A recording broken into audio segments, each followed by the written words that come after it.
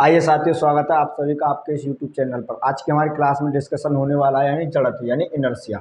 आज की इस क्लास में डिस्कशन करेंगे यानी जड़त्व का। इससे पहली क्लास में हम गति के नियम डिस्कशन कर चुके हैं, उससे पहली क्लास में और भी हम कर चुके हैं।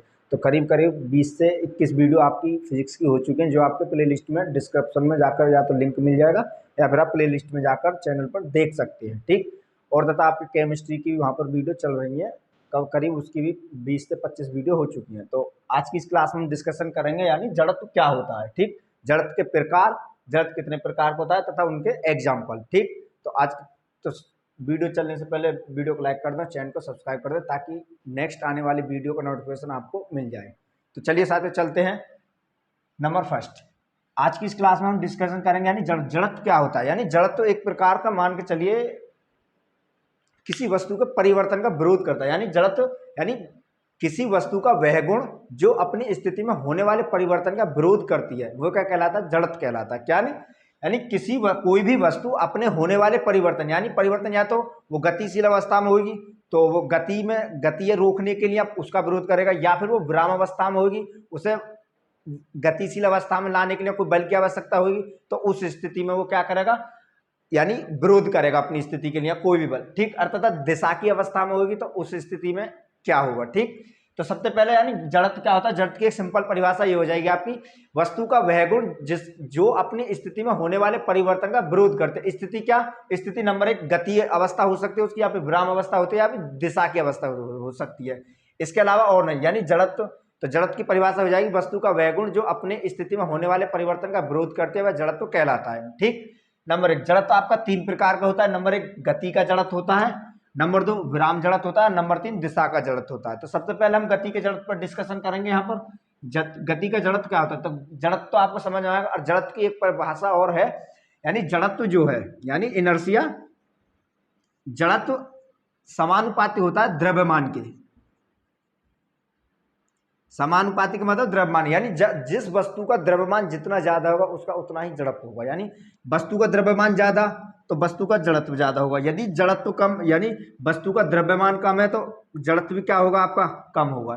तो कहने का मतलब जो जड़त्व है आपका, वो आपके वस्तु के द्रव्यमान पर निर्भर करता है। ठीक, क्वेश्चन आपसे ये पूछा जाएगा यानी किसी भी वस्तु का जड़त्व किस पर निर्भर करता है। ऑप्शन में आपके दे दिया जाएगा द्रव्यमान पर, वेग पर, या फिर त्वरण पर, संवेग पर। तो वो आपका आंसर क्या हो जाएगा? द्रव्यमान पर। जड़त्व हमेशा द्रव्यमान पर ही क्या करता है? निर्भर करता है। तो ये आपका, यदि जिस वस्तु का द्रव्यमान जितनी ज्यादा होगा उस वस्तु का जड़त्व भी उतना ही ज्यादा होगा। जड़त्व यानी उसकी स्थिति में परिवर्तन लाने के लिए उसको क्या बल की आवश्यकता होगी उतनी ही। ठीक, तो ये आपका जड़त्व क्या होगा? आपका द्रव्यमान के क्या होता है? आपके समानुपाती होता है। यानी जितना वस्तु का जितना जड़त्व होगा उतना ही क्या होगा? उसका द्रव्यमान ज्यादा होगा। या फिर जिस वस्तु का जितना ज्यादा द्रव्यमान होगा उसका उतना ही ज्यादा जड़त्व होगा। ठीक, जड़त्व आपका 3 प्रकार का होता है। नंबर 1, गति का जड़त्व। नंबर 2, विराम जड़त्व। और नंबर 3, दिशा का जड़त्व। सबसे पहले बात करेंगे हम गति का जड़त्व। गति का जड़त्व होता क्या है? यानी मानकर चलिए जैसे कोई गाड़ी वगैरह है, जैसे अचानक तुम चल रही है तेज गाड़ी, यानी ये कोई गाड़ी है,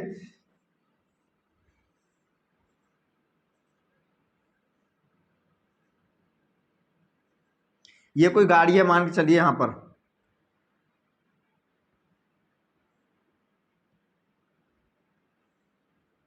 ठीक, ये कोई गाड़ी चल रही है, अचानक ब्रेक लग जाने से क्या है? ये अचानक ब्रेक लग जाने से आप एकदम आगे की तरफ झुक जाते हो। वो कैसे? उस स्थिति में गति का जड़त्व ही काम करता है। यानी गति का जड़त्व, सबसे पहले गति के जड़त्व की परिभाषा क्या हो जाती है? यानी किसी भी वस्तु का वह गुण जो अपने गति की अवस्था में होने वाले परिवर्तन का विरोध करता है, क्या कहलाता है? गति का जड़त्व कहलाता है। ठीक, यानी अपनी गतिशील अवस्था में होने वाले परिवर्तन का विरोध करता है वह गति का जड़त्व कहलाता है। जैसे अचानक गाड़ी का रुक जाना, यानी चलती गाड़ी या ट्रेन गाड़ी का अचानक रुक जाने से यात्री आगे की तरफ झुक जाते हैं। तो उस कारण क्या है? यानी आपकी गाड़ी तो रुक गई लेकिन आप अभी उसी यानी गति की अवस्था में, तो जिस कारण आप आगे की तरफ जाते हो। ठीक, तो ये क्या हो जाएगा? आपका गति का जड़त्व होता है। या ये आपकी समझ में। फिर नेक्स्ट चलते हैं विराम जड़त्व। विराम जड़त्व क्या होता है? तो गति का जड़त्व आपकी समझ में आया, यानी अचानक गाड़ी का रुक जाते तो एक गला गाड़ी की तरफ धक्का लगता है, तो वो क्या कहलाता है? वो गति के जड़त्व के कारण होता है। क्योंकि उस टाइम आप जो यात्री बैठे हुए होते हैं उसमें, गाड़ी में जो यात्री बैठे हुए होते हैं वो गाड़ी के साथ ही क्या करते हैं? गति करते हैं। गाड़ी में ब्रेक लग जाने से गाड़ी रुक जाती है, जिसके कारण आप गति की अवस्था में होते हुए आगे की तरफ झुक जाते हो।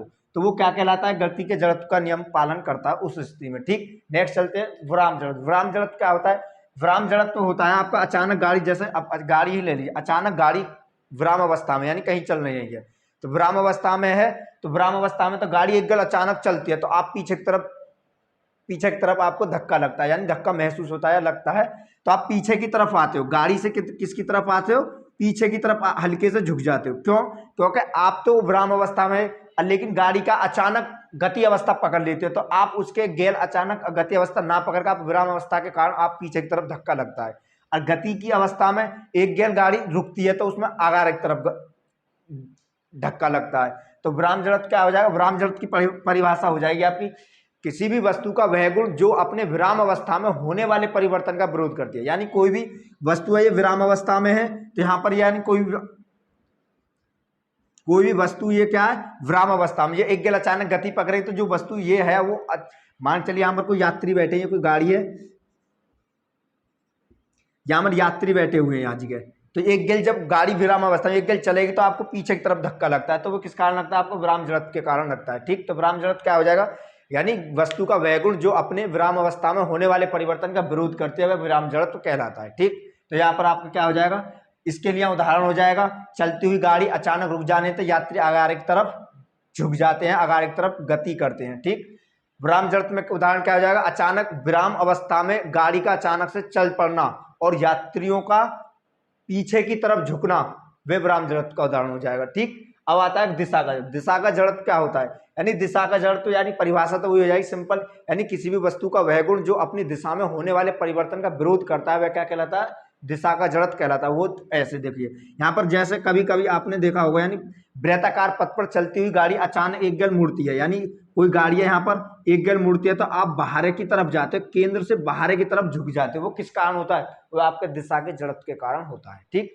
यानी आप तो यानी गाड़ी इस दिशा में कर रही, गाड़ी की तो दिशा इधर को हो गई, लेकिन आपकी दिशा अभी उसी अवस्था में जिस अवस्था में गाड़ी की दिशा पहले थी, जिस कारण आप बाहर की तरफ थोड़ा झुक जाते हो, तो दिशा का जड़त्व क्या हो जाएगा, यानी वस्तु का वह गुण जिसके कारण वह अपने दिशा में होने वाले परिवर्तन का विरोध करते हुए दिशा का जड़त्व कहलाता है। जिस प्रकार वृत्ताकार पथ पर चलती हुई गाड़ी में बैठे हुए यात्री का केंद्र से बाहर की तरफ झुक जाना, वह किसके कारण होता है, दिशा के जड़त्व के कारण होता है।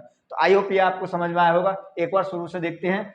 यानी जड़त्व, सबसे पहले आपकी जड़त्व की परिभाषा क्या होती है, जड़त्व की परिभाषा होती है यानी किसी भी वस्तु का वह गुण जो अपनी स्थिति में होने वाले परिवर्तन का विरोध करती है वह आपके जड़त्व कहलाता है। या आपको अचानक गाड़ी का चलना, अचानक गाड़ी के चलने से यात्री आगे की तरफ चलते हैं, अचानक गाड़ी का रुक जाना, यात्री को आगे की तरफ गति करते हैं, और अचानक गाड़ी का चलना, यात्री पीछे की तरफ गति करते हैं। दिशा का जड़त्व, यात्री बाहर की तरफ, केंद्र से बाहर की तरफ झुक जाते हैं। तो ये आपके अनेक उदाहरण है जाएंगे। नंबर फिर आते हैं जड़त्व कितने प्रकार है। जड़त्व आपको मुख्यतः 3 प्रकार का होता है। नंबर 1 गति का जड़त्व, नंबर 2 विराम जड़त्व और नंबर 3 दिशा का जड़त्व। तो नंबर फर्स्ट पे क्या आता है आपका, गति का जड़त्व। गति का जड़त्व क्या होता है, यानी किसी भी वस्तु का वह गुण जो अपने गति की अवस्था में होने वाले परिवर्तन का विरोध करती है वह आपका गति का जड़त्व कहलाता है। जिस प्रकार चलती हुई गाड़ी का अचानक रुक जाना, जब चलती हुई गाड़ी अचानक रुक जाती है तो आप आगे की तरफ झुक जाते हो, तो आपको इसका उदाहरण हो जाएगा। नंबर 2 पे आता है आपका विराम जड़त्व। विराम जड़त्व क्या आता है, किसी भी वस्तु का वह गुण जिसके कारण वह, यानी किसी भी वस्तु का वह गुण जो अपनी विराम अवस्था में होने वाले परिवर्तन का विरोध करती है वह क्या कहलाता है, विराम जड़त्व कहलाता है। जिस प्रकार विराम अवस्था में रुकी गाड़ी का अचानक से चल जाना, यात्री चल जाते हैं तो यात्री कहाँ जाता है, पीछे की तरफ धक्का लगता है। ठीक, नंबर 3 पर आता है दिशा का जड़त्व। दिशा का जड़त्व क्या होता है, यानी किसी वस्तु का वह गुण जो अपने दिशा में होने वाले परिवर्तन का विरोध करती है वह क्या कहलाती है, दिशा का जड़त्व कहलाते हैं। जिस प्रकार वृत्ताकार पथ पर चलती हुई गाड़ी में बैठे यात्री केंद्र से बाहर की तरफ झुक जाते हैं, वो किसके कारण, आपके दिशा के जड़त्व का। तो आई होप आपको ये समझ में आया होगा टॉपिक। नेक्स्ट मिलेंगे नेक्स्ट वीडियो में, तब तक के लिए जय हिंद।